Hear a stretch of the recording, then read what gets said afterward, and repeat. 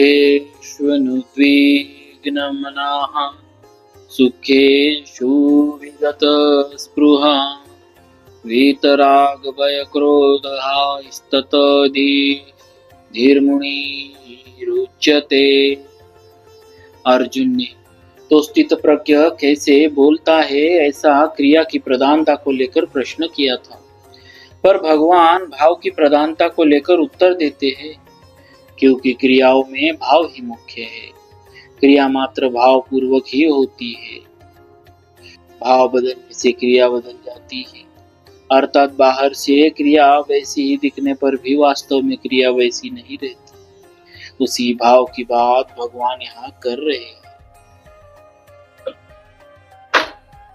गीता में अर्जुन ने जहाँ कहीं भी क्रिया की प्रधानता को लेकर प्रश्न किया है, उसकी उत्तर भगवान ने भाव और बोध की प्रधानता को लेकर ही दिया है, कारण कि क्रियाओं में भाव और बोध ही मुख्य है।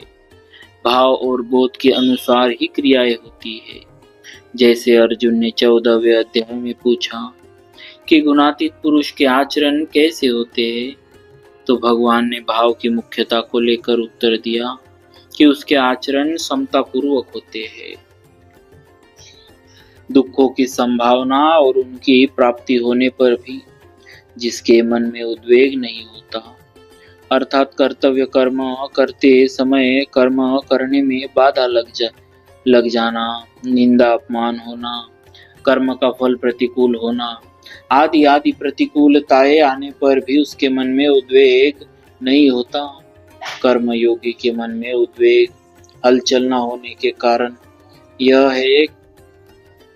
कारण यह है कि उसका मुख्य कर्तव्य होता है दूसरों के हित के लिए कर्म करना, कर्मों को सांगोपांग करना, कर्मों के फल में कहीं आसक्ति ममता कामना न हो जाए, इस विषय में सावधान रहना। ऐसा करने से उसके मन में एक प्रसन्नता रहती है। उस प्रसन्नता के कारण कितनी ही प्रतिकूलता आने पर भी उसके मन में उद्वेग नहीं होता।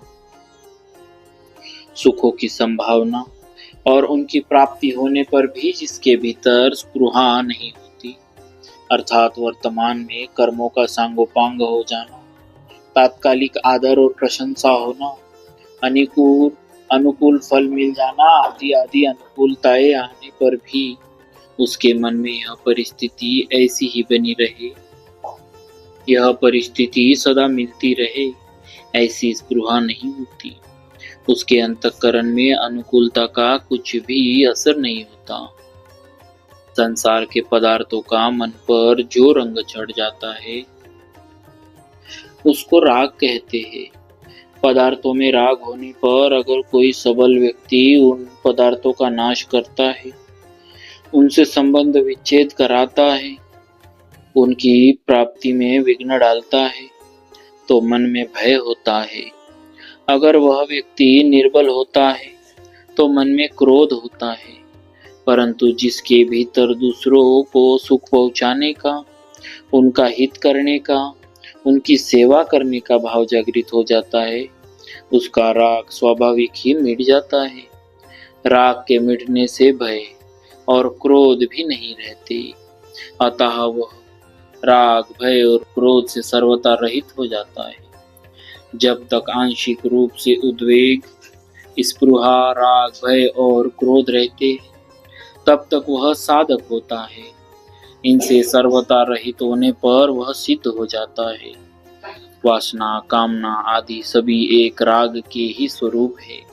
केवल वासना का तारतम्य होने से उसके अलग अलग नाम होते हैं। जैसे अंतःकरण में जो छुपा हुआ राग रहता है उसका नाम वासना है, उस वासना का ही दूसरा नाम आसक्ति और प्रियता है। मेरे को वस्तु मिल जाए ऐसी जो इच्छा होती है उसका नाम कामना है। कामना पूरी होने की जो संभावना है उसका नाम आशा है।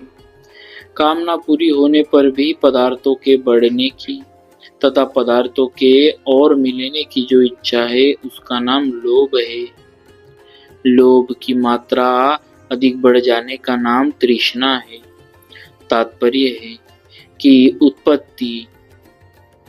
उत्पत्ति विनाशशील पदार्थों में जो खिंचाव है, श्रेष्ठ और महत्व बुद्धि है, उसी को वासना, कामना आदि नामों से कहते हैं।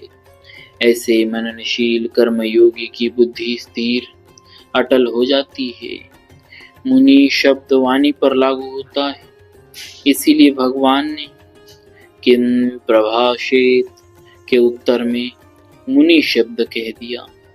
परंतु वास्तव में मुनि शब्द केवल वाणी पर ही अवलंबित नहीं, इसीलिए भगवान ने 17वें अध्याय में मौन शब्द का प्रयोग मानसिक तप में किया है, वाणी के तप में नहीं। 17वें अध्याय का 16वां श्लोक।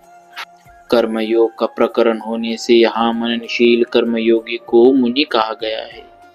मननशीलता का तात्पर्य है सावधानी का मनन, जिससे कि मन में कोई कामना, आसक्ति न आ जाए। निरंतर अनासक्त रहना ही सिद्ध कर्मयोगी की सावधानी है, क्योंकि पहले साधक अवस्था में उसकी ऐसी सावधानी रही और इसी से वह परमात्मा तत्व को प्राप्त हुआ है। बोलिए भक्तवत्सल भगवान की जय।